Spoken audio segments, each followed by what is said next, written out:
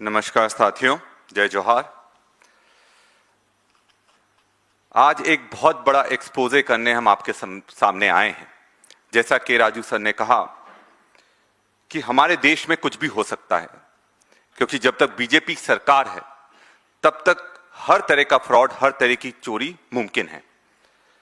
और इसी सीरीज में जिस तरह से आपने वोट चोरी का नाम सुना होगा, आपने सीट चोरी का नाम सुना होगा, आपने पेपर चोरी का नाम सुना होगा, आपने चंदा चोरी का नाम सुना होगा, अब एक और चीज सुन लीजिए, अंगूठा चोरी।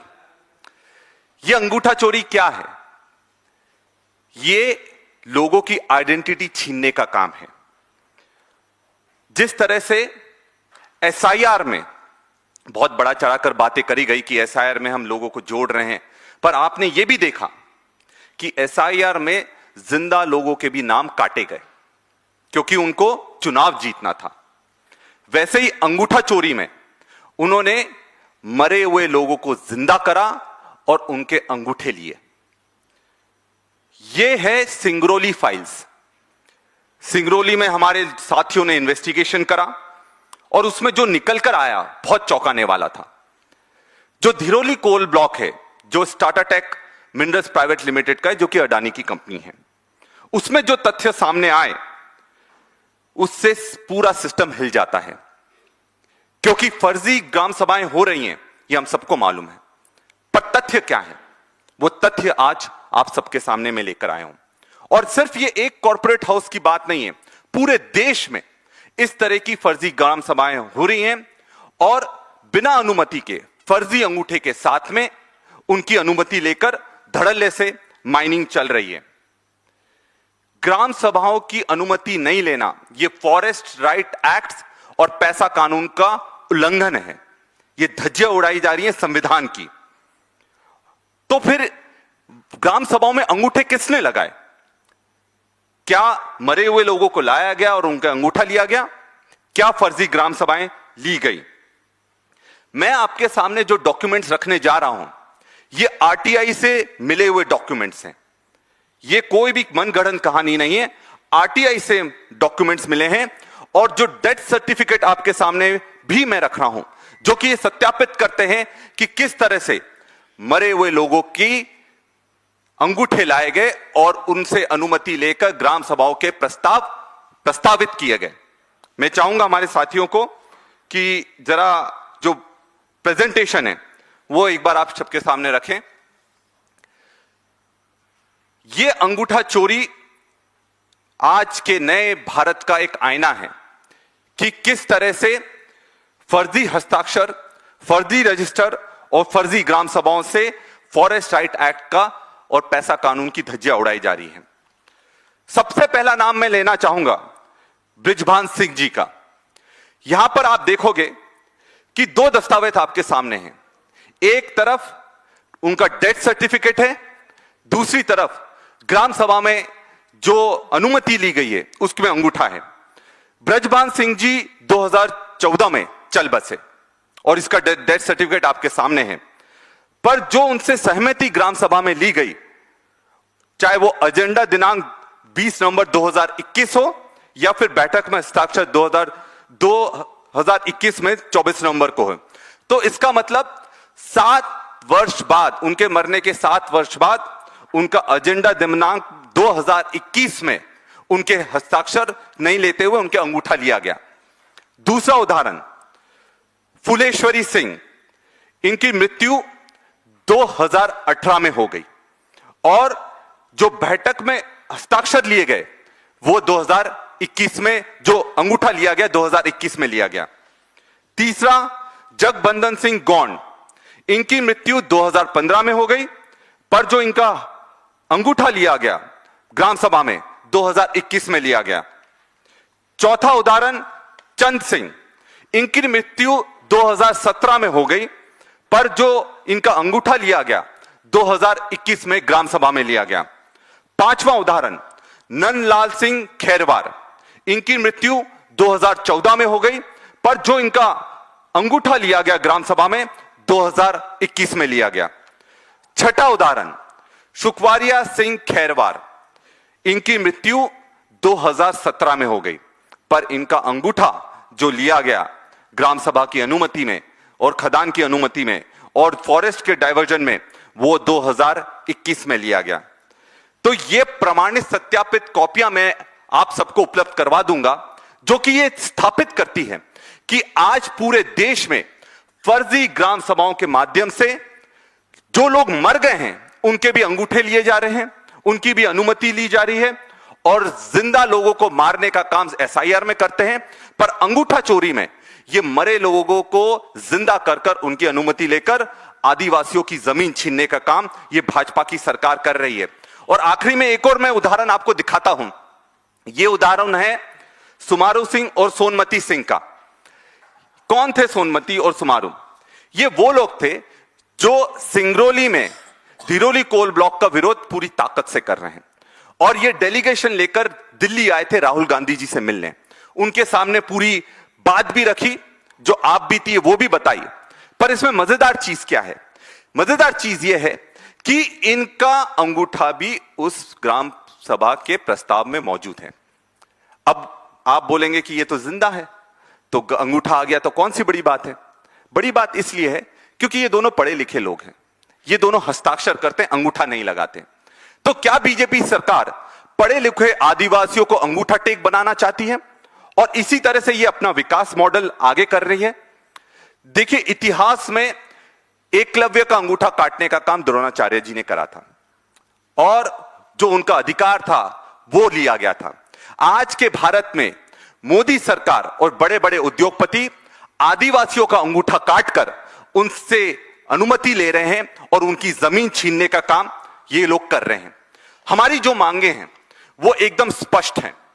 हम मांग करते हैं कि इसमें सीबीआई की जांच होना चाहिए। जहां भी इस तरह के केसेस सामने आए पूरे देश में, उन केसेस की सीबीआई जांच होना चाहिए, क्योंकि ये फ्रॉड करने का केस है, संविधान के उल्लंघन का केस है। और आदिवासियों के जो राइट्स की बात के राजू सर ने कही थी कि लगातार कांग्रेस ने सेफगार्ड्स करे, उनके लिए अधिकार करें, उनके लिए नियम बनाएं, उनको धज्जियां उड़ाने का काम ये बीजेपी की सरकार कर रही है। और जो लोग धोखाधड़ी में अधिकारी शामिल हैं, जो कॉर्पोरेट कंपनियां शामिल हैं, उनके खिलाफ एफआईआर होना चाहिए। और तीसरा, कि जब तक ये जो हमने सत्यापित आरोप लगाए हैं, जब तक इसकी तफ्तीश ना हो जाए, तब तक जहां जहां खदानें, जहां पर इस तरह के आरोप लगे, उस पर रोक लगना चाहिए और माइनिंग पर रोक लगना चाहिए। एसआईआर में जो हमने बात कही कि एसआईआर में जिस तरह से जिंदा लोगों के नाम काटे गए, उनका वोट का अधिकार छीना गया, उस पर भी वापस से जांच होना चाहिए। और जो लोगों के जो नाम कटे हैं और जो वोट का अधिकार छीना गया है, उस पर भी एक जांच बैठना चाहिए। उड़ीसा को लेकर जो सर ने एक बात कही है कि पूरे देश में फॉरेस्ट राइट एक्ट, पैसा कानून, ये सबसे बड़े अधिकार हैं आदिवासियों के। और आज के देश में फॉरेस्ट राइट एक्ट का तो उल्लंघन हो रहा है, पर पैसा कानून की धज्जियां किस तरह से उड़ रही है वो मैं आपको बताऊंगा। आदिवासियों के संरक्षण में, पूरे देश में आदिवासियों का संरक्षण कौन करता है? राष्ट्रपति करते हैं, जो कि द्रौपदी मुर्मू जी हैं, उड़ीसा से आती हैं। पूरे देश में 10 ऐसे राज्य हैं जो कि शेड्यूल एरियाज में आते हैं, शेड्यूल स्टेट्स हैं। 5th शेड्यूल वहां पर लागू है, 5वीं अनुसूची वहां पर लागू है। आपको यह जानकर आश्चर्य होगा कि पूरे देश में ओडिशा ही अकेला ऐसा राज्य है जहां पर से मुख्यमंत्री भी आदिवासी है, भाजपा के हैं, और जहां से राष्ट्रपति द्रौपदी मुर्मू आती हैं। और पूरे देश में 10 में से 9 राज्यों में पैसा कानून लागू हो चुका है, जो कि 1996 में कांग्रेस की सरकार लेकर आई थी, भूरिया कमेटी के निर्देशों पर लेकर आई थी। पर ओडिशा ही अकेला ऐसा राज्य बचा है पूरे देश में जहां पर जो अनुसूचित क्षेत्र आने के बाद भी, शेड्यूल एरिया होने के बाद भी वहां पर पैसा कानून लागू नहीं हुआ है। तो आप समझ सकते हैं कि बीजेपी जिन लोगों को भी आदिवासियों को आगे बढ़ाने का काम कर रही है, वो सिर्फ डमी है, और असली में जिन लोगों को इसका अधिकार है इनका संरक्षण करने के लिए, चाहे राष्ट्रपति हो, मुख्यमंत्री हो, वो इसका संरक्षण नहीं कर रहे हैं। धन्यवाद। Good afternoon. मैं आप सभी को हार्दिक मुबारक देना चाहता हूं। I just would like to take 5 minutes to explain the context of the topic on which Vikrant Bhuria ji is going to address the press conference. Last 12 years of the BJP government's rule, we have been witnessing devastating reality of the government literally waging war against the people in general, particularly the tribals, in pursuit of so-called development.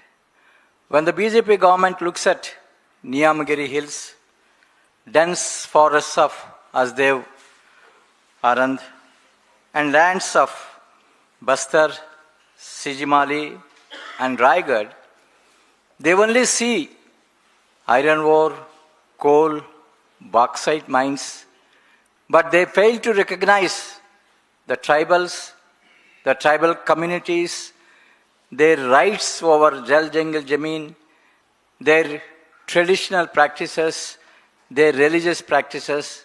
The BJP government doesn't look at them, doesn't recognize them. The BJP government ignores the rights of the tribals living in those areas. When the tribals protest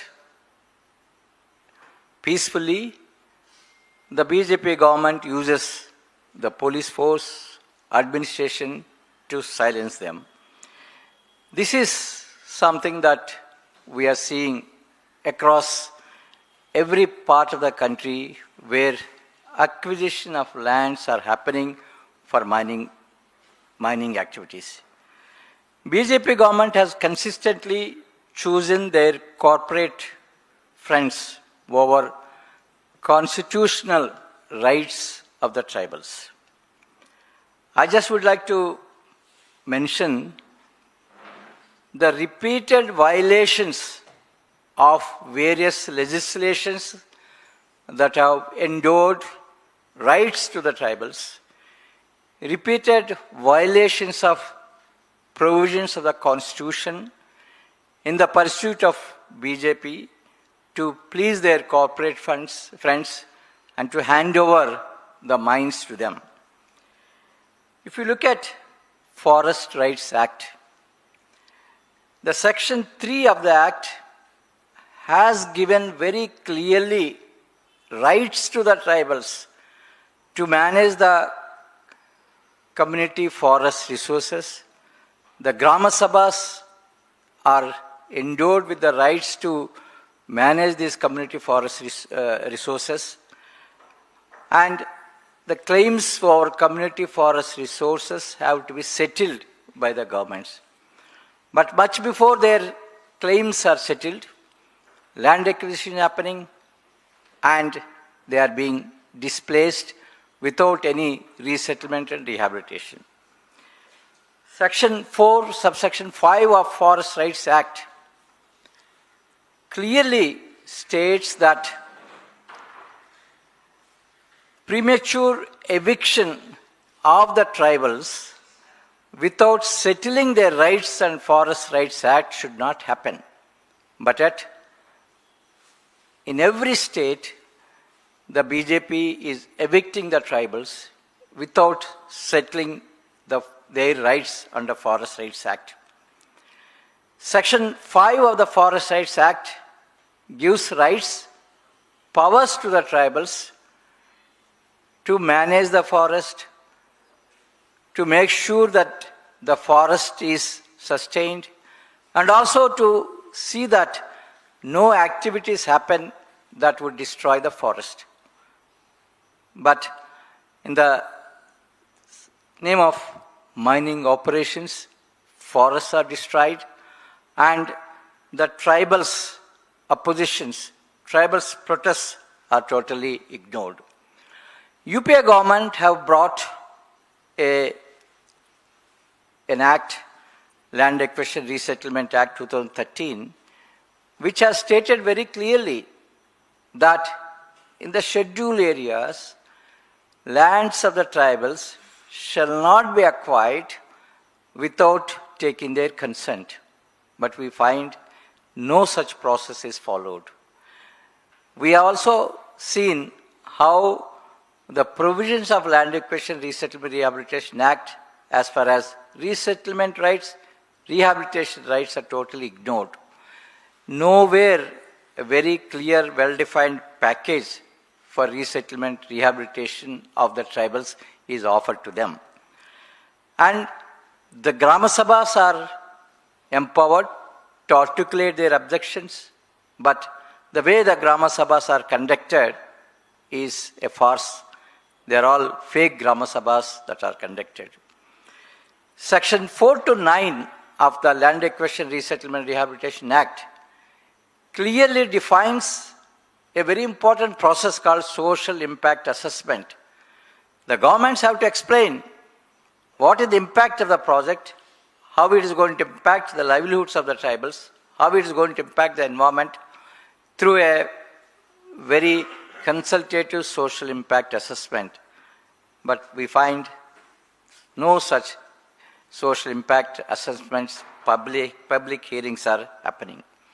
Similarly, the Panchayat Sections and Scheduled Areas Act endows the Grama Sabha with all the powers to manage Jal Jangal Jameen, to also protect, safeguard the customary rights, religious practices of the tribals. All these rights are totally ignored while acquiring the lands for the mines. And coming to the violation of the constitutional provisions,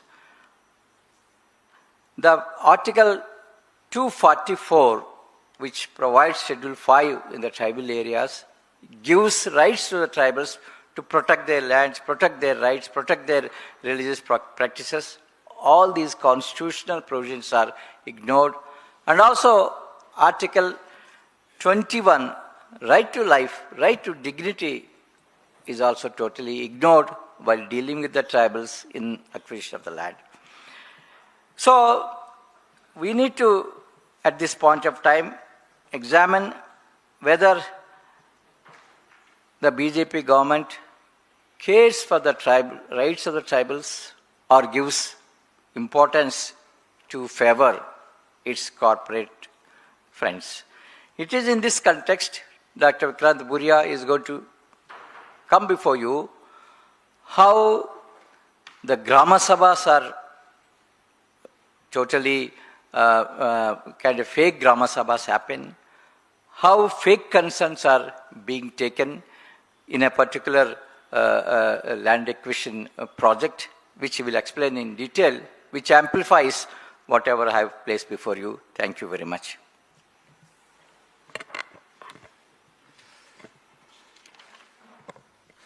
कोई सवाल करना चाहते हैं तो कर सकते हैं. Thank you.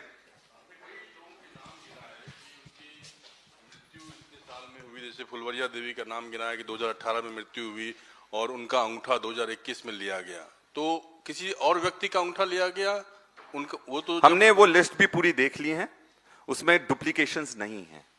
जो एक दो डुप्लीकेशंस की बात हमने वो भी करा है, उसमें एक में एजेंडा में अलग चीज है और जो हस्ताक्षर, क्योंकि एजेंडा दिनांक जैसे दो, मैं उदाहरण के लिए मैं आपको बताना चाहूंगा, जैसे बृजभान सिंह जी का, तो एजेंडा दिनांक है 20 नवंबर और जो बैठक में हस्ताक्षर हुए हैं वो 24 नवंबर 2021 में हुए हैं. तो ये पूरा देखने के बाद और उसमें डुप्लीकेशंस चेक करने के बाद ही इन नामों को हम लोग आपके सामने लेकर आए हैं. तो और ये डॉक्यूमेंट्स भी मैं आपको प्रोवाइड करवा दूंगा, आप खुद भी तफ्तीश कर सकते हैं. विक्रांत जी, या चूंकि आदिवासियों के हितों की रक्षा के लिए पहले से ही विशेष अदालतें होती हैं, इन मामलों को क्या किसी एफआईआर के जरिए आगे बढ़ाया गया है जिसे लेके आप लोग भी आने वाले समय में आगे बढ़ेंगे, या बस ये सीधे आपके पास आए हैं और आपका ये आरोप है?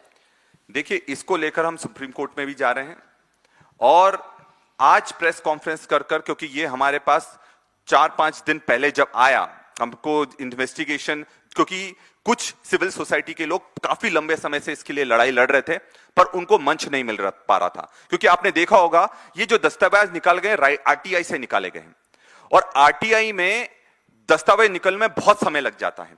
तो ये आरटीआई से दस्तावेज निकाले गए हैं, इस पर इन्वेस्टिगेशन हुई है, उसके बाद डेथ सर्टिफिकेट सबके निकाले गए हैं, उनको फिजिकली वेरीफाई करा गया है, उसके बाद आपके सामने प्रेस कॉन्फ्रेंस लेने के लिए हम लोग आए हैं, और इसको हम आगे सुप्रीम कोर्ट में लेकर जाएंगे। Thank you.